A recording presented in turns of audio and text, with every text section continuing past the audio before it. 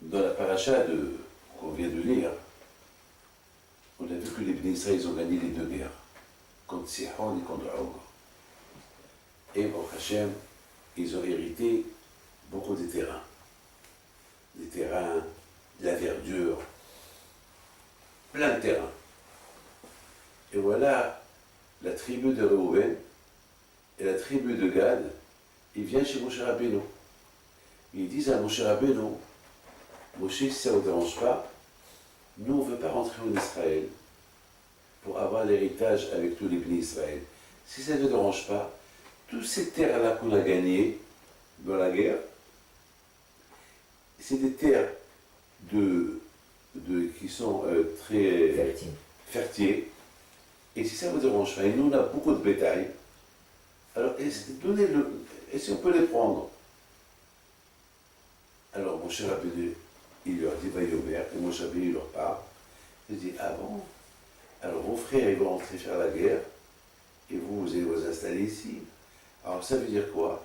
Ça veut dire que vous allez créer la guerre mondiale. Ça veut dire que le fait que vous ne voulez pas entrer en Israël, c'est comme si vous êtes en train de critiquer Eretz Israël. Et souvenez-vous ce qui s'est passé il y a 40 ans. Ils ont critiqué Eretz Israël, et les Juifs ils sont rentrés dans le désert. Ils sont restés combien de temps? 40 ans. Et tous ceux qui ont écouté la Shonara, ils ont parlé la Shonara, ils sont morts. Et mettons, vous êtes maintenant, vous voulez encore, mettons que tout le monde est mort et que tout le monde est prêt à rentrer en Israël, mettons vous êtes en train de créer une révolution, vous voulez rester en dehors d'Israël. Alors ils disent à Moshe Rabbeinu, Moshe, Hashu Shalom, nous, parce qu'on a beaucoup de bétail, c'est pas qu'on n'aime pas Israël, mais nous, si tu nous donnes ces terres-là, on rentre faire la guerre avec nos frères contre ses ennemis et on reste avec eux jusqu'à ce qu'il y ait tout le partage. Jusqu'à que chaque tribu, elle prend sa terre et après nous on retourne chez nos femmes et nos enfants. Ah, Moshe Rabbeinu a dit, ah, si vous faites ça, je suis d'accord avec vous. Si vous rentrez faire la guerre avec vos frères jusqu'à que tous les Juifs ils prennent leur quote-part, je suis d'accord avec vous. Et Hachem est d'accord avec vous. Et à Moshe Rabbeinu, il a fait un contrat avec eux, devant tout le monde. Reuben et Gad, ils ont le droit de rester ici, en dehors d'Israël. Je leur donne tous les terrains qu'on a gagnés, Og et Sihon, c'est à eux. À la condition que ils se battent avec leurs frères pour conquérir Eretz Israël. Et tout est rentré en ordre. Oui ou pas? Mais moi j'ai des questions. Je ne comprends pas moi. Comment ces gens-là, ils ne veulent pas rentrer en Israël? Attends, le but de la sortie de l'Égypte, c'est pour recevoir la Torah et rentrer en Israël. Première question. Deuxième question. Je ne comprends pas. Comment Moshe Rabbeinu il a accepté? Comment il a accepté?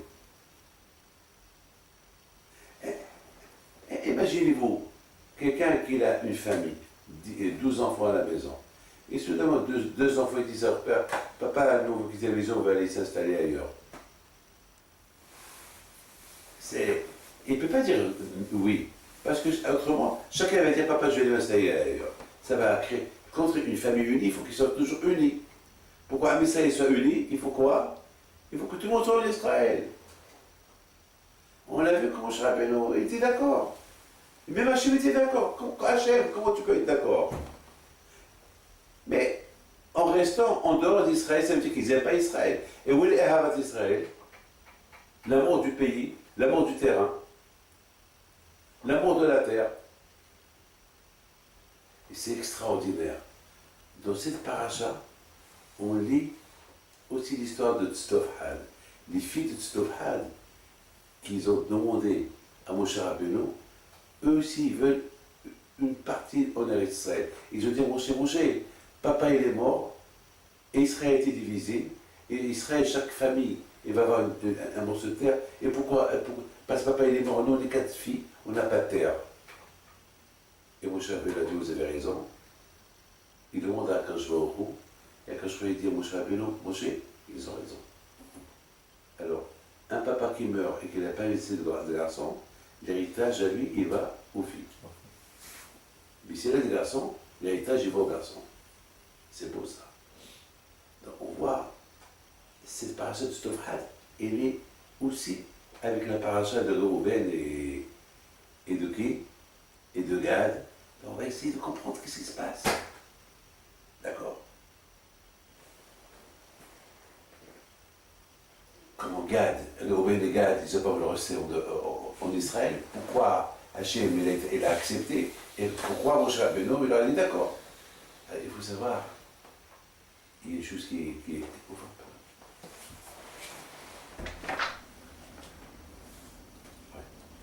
faut savoir une chose, et je voudrais bien que vous compreniez ça. Pourquoi la tribu de Gad et de Reuven, ils avaient beaucoup de bétail? Pourquoi tout le monde n'avait pas assez de bétail? Eux, la Torah est précise qu'ils avaient beaucoup de bétail. Ça veut dire qu'ils avaient plus que tout le monde. D'où ça vient, tous ces bétails? Vous savez ce que j'ai lu dans un livre?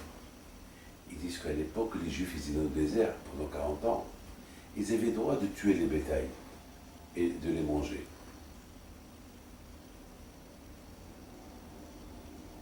Mais, la tribu de Reuven et de Gad, où ils n'ont pas mangé les bétails. Ils mangeaient que la manne. Donc, lorsque tu tues les bétails, tu as moins de bétail. Mais lorsque tu ne tues pas les bétails, ça triple, ça devient des milliards de bétails. C'est-à-dire que la tribu de Reuven et la tribu de Shimon, la tribu de Gad, ils avaient des milliards de bétail. Parce que eux, ils adoraient la manne. Ils mangeaient que la manne. Et la manne, il y avait la Batoula de chat.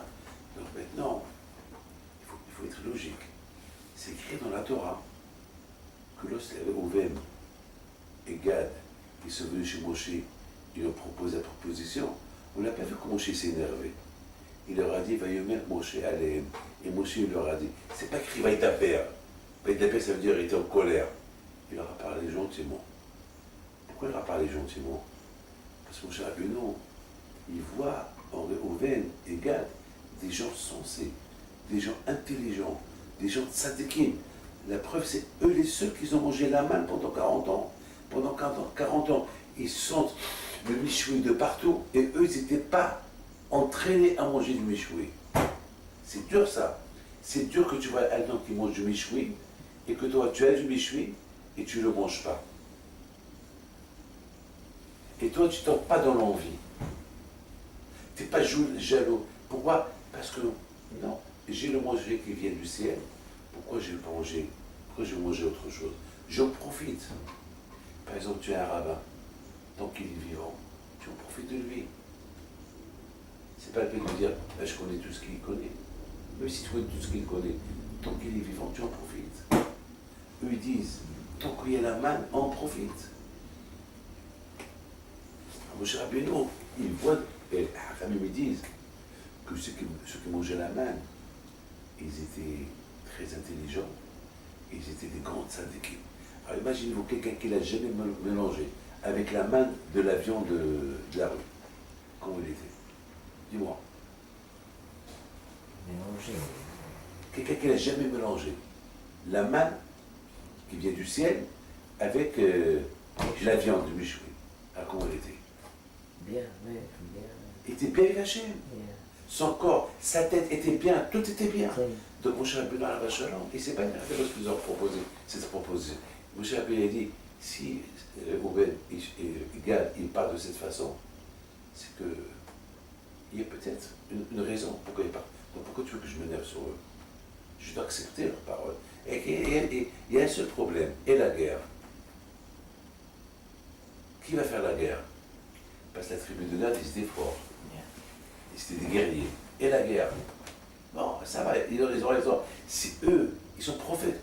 Ils parlent comme ça, c'est qu'Hachem il parle à travers eux. Parce qu'ils n'ont jamais mangé la viande. Il y a une différence, quelqu'un qui voit une femme, que c'est péché de voir, et quelqu'un qui n'a jamais vu une femme.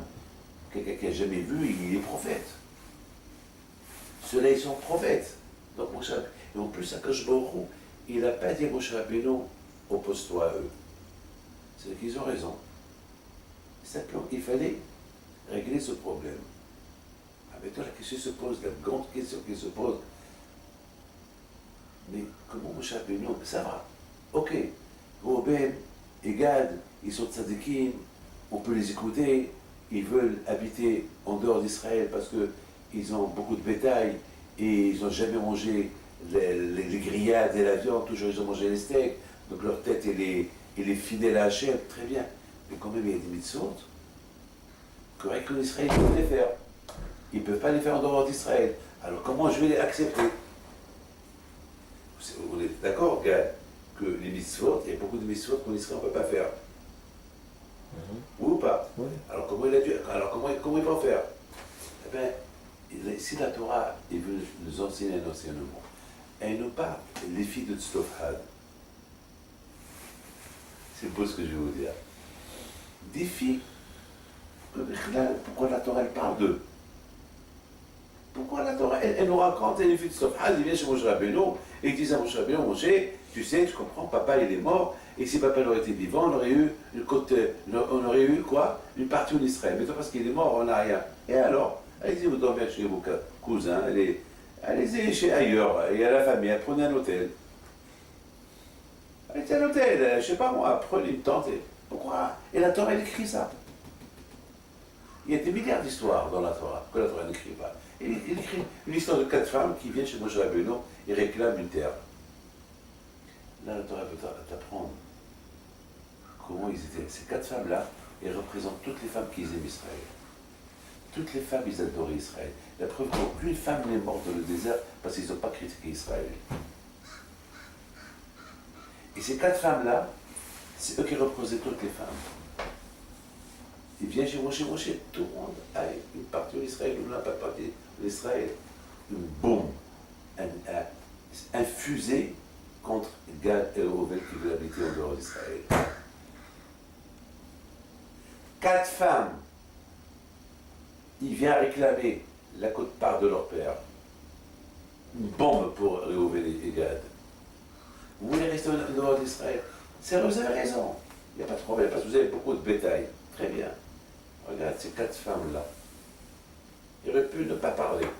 Ils auraient pu aller chez leurs cousins, leurs cousines, chez leur oncle. Ils ne sont pas mariés.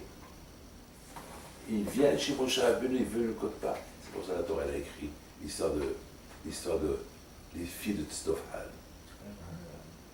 La Torah nous parle des filles de Tzlofhad, combien ils adorent Israël. Et eux représentent toutes les femmes qui vivaient à cette époque-là. Que toutes les femmes, ils adoraient Israël. Et eux, ils auraient pu se taire. Et eux, ils ne se taisent pas.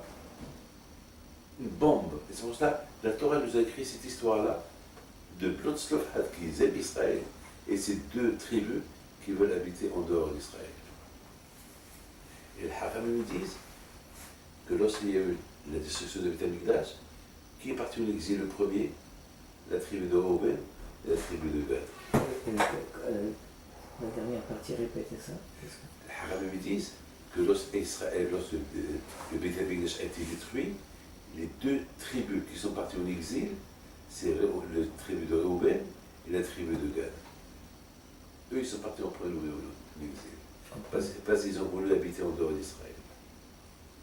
La question, Moshe Rabbeinu, il ne s'est pas opposé au départ. Parce que Moshe Rabbeinu, il a dit, bon, ils ont beaucoup de bétail, c'est vrai, ils ont raison, ils ont beaucoup de bétail. Ils ont beaucoup de bétail. On ne va pas faire la guerre contre eux. Le plus important, c'est qu'ils vont rentrer. C'est-à-dire que la tribu de Reuven et la tribu de Gad, ils ont donné leur participation en faisant la guerre pour conquérir Israël pour les autres. C'est-à-dire que, comme si puisqu'on vous a aidé à faire la guerre et vous avez gagné la guerre et vous habitez là-bas, comme si c'est nous aussi on habite avec vous. Parce que voilà, on vous appelle. Vous savez très bien que, jusqu'à maintenant, les Havdil, en France, chaque année, ils vont commémorer 70 000 soldats américains qui sont morts pour l'Europe, pour la France. Vous comprenez?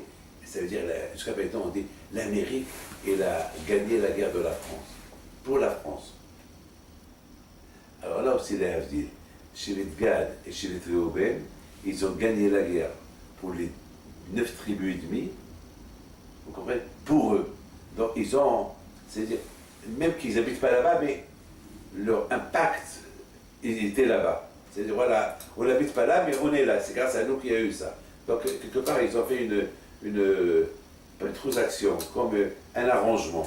Mais quand même, il manque les mitzvot. Donc on habite tous en Israël. Il manque une mitzvot. C'est quoi les mitzvot? Que vous, Réhouven et Gad, en habitant en dehors d'Israël, vous n'allez pas respecter les mitzvot qui sont liés en Eretz Israël. Alors pourquoi Moshe Rabbeinu il n'aura pas fait cette remarque? Alors la réponse elle est belle. Qu'est-ce qu'il a fait Moshe Rabbeinu? Il a pris la tribu de Ménaché, il l'a divisée. Une partie en Israël, une partie en dehors d'Israël. Vous ne s'est pas posé la question pourquoi Moshe Rabbeinu a fait ça. On n'a pas vu que la tribu de Ménaché sont venus chez Moshe Rabbeinu lui dire sépare-nous. Regardez, voilà Israël, voilà. Israël, elle est là. Regardez, je vous en regardez. Israël, elle est là, et la frontière de Hog-Ishon, elle est là. Il n'y a rien qu'une ligne. Ménaché, moitié de Ménaché est là, moitié de Ménaché est là. Pourquoi moitié là et moitié là? C'est pourquoi? Moshe Rabbeinu, il a une super idée. Il a dit, si vous êtes que deux ici, donc vous n'allez avoir aucun contact avec le reste. Le fait que je fais avec vous la moitié d'une tribu, et la moitié de ces tribus, ils sont toujours la même tribu. Donc il y a toujours un contact entre la terre de Eretz Israël et un contact avec en dehors d'Eretz Israël. C'est comme par exemple tu fais un pont. Un pont. Tu as la France ici, tu as l'Allemagne là. Il y a un pont, et vous avez une rivière au milieu. Alors, comment on peut se connecter, la France et l'Allemagne? Le pont. Le pont qu'il est là. Le pont, il réunit les deux côtés. Qu'est-ce qui fait un pont? Un pont réuni, ou pas? Un pont, il te fait un libre passage. Sinon, il y a la rivière, tu ne peux pas passer. Mais le pont, tu le traverses. Le pont, il colle. Regarde à New York. À New York, Manhattan. Qu'est-ce qui colle Manhattan avec Brooklyn? Le pont. Le pont. Mais s'il n'y a pas de pont, c'est un problème. Alors, Moshe Rabbeinu il a dit, le fait déjà que j'ai fait que la moitié de Binyamin, de Ménaché, elle est là, et la moitié de lui est là, donc il a collé les deux tribus et demie avec Israël. Donc ça veut dire ils peuvent, voilà, et il les a réunis comme ça. Et ils les a réunis à travers moitié là, donc il les a réunis. Mais quand même, Moshe Rabbeinu, on comprend très bien je termine, j'adore la Torah. J'adore la façon comment j'ai versé des larmes cette semaine. Lorsque Réhouven et Gad, ils sont partis chez Moshe pour proposer la proposition. Vous savez comment ils ont fait pleurer. Vous savez comment ils ont parlé à Moshe? Moshe, on a beaucoup de bétail. Et on voudrait cette terre-là de Sihon, Hachéika Hachem, que Hachem a frappé. Ils n'ont pas dit que nous on a fait la guerre, on a gagné. Ils ont utilisé le mot Hachéika Hachem, que Hachem il a frappé. Déjà, le fait qu'ils disent que cette guerre-là, c'est Hachem qui l'a gagnée, c'est Hachem qui l'a frappé. Et si Hachem l'a frappé, c'est pour qu'elle soit utile, c'est pour que nous on profite. Est-ce qu'on peut la prendre? À Moshe, il leur a dit, Vayomer, il était gentil avec eux. Il leur a pas dit, va ta mère. Il a parlé avec eux méchamment.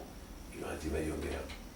Il a compris Moshe que ces deux tribus, c'est des tzadikim.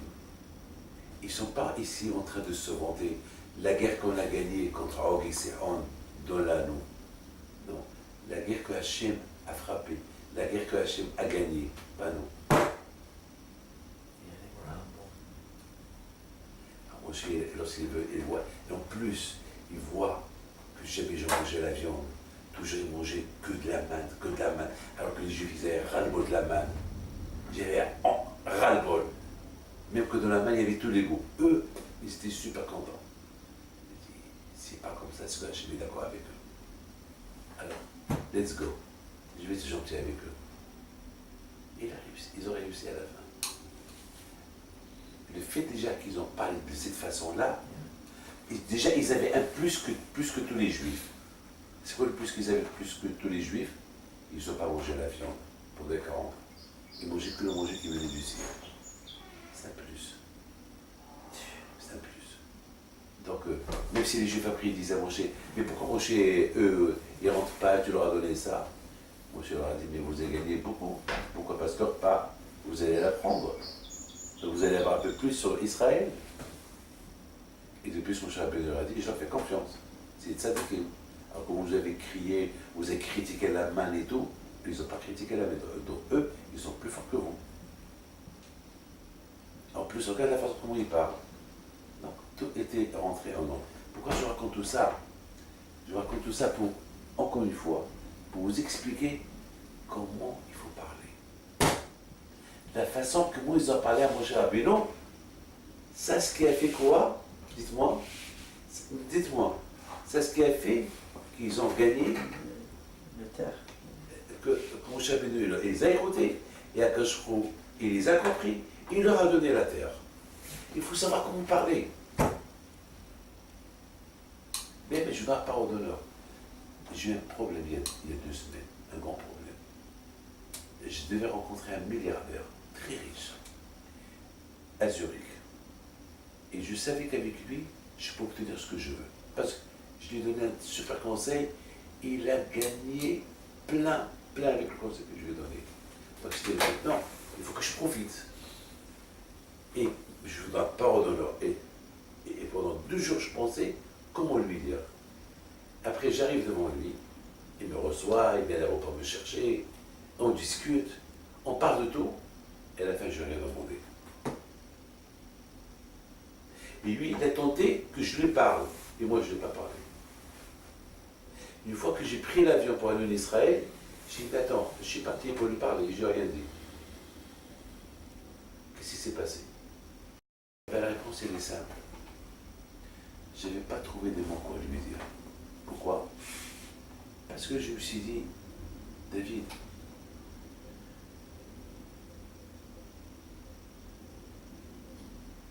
toute la semaine, tu pensais qu'à lui. Tout ton espoir était en lui. T'as oublié qui est Hachem. On dit, Baruch HaGever Hachem Taba. Béni soit celui qui compte sur Dieu, et maudit celui qui ne compte pas sur Dieu. Toi, toute la semaine, tu pensais qu'à lui. Tu croyais que c'est lui. Oui, le bon Dieu l'a fait que tu as oublié. Tu lui as demandé. Et maintenant, tu ne peux plus demander, c'est trop tard. À base, maintenant, va t'écobaner. Le mot de sacrifice, une fois que tu rates le mot de sacrifice, tu ne peux plus faire le sacrifice. C'est trop tard. Toute la semaine, tu pensais qu'à lui. Tu ne pensais même pas à Hachem. Tu as pensé à Kajbor avec l'île d'Hachem. Eh bien, lui-même t'aurait proposé. Mais toi, tu as pensé qu'à lui. Tu n'as pas pensé qu'à Hachem avec l'île d'Hachem. Combien de fois, lorsqu'on ne dit pas des belles phrases à Kajbor, on perd beaucoup la force de la parole. Voilà, que le bon Dieu vous protège, que Kajbor vous donne le bracha.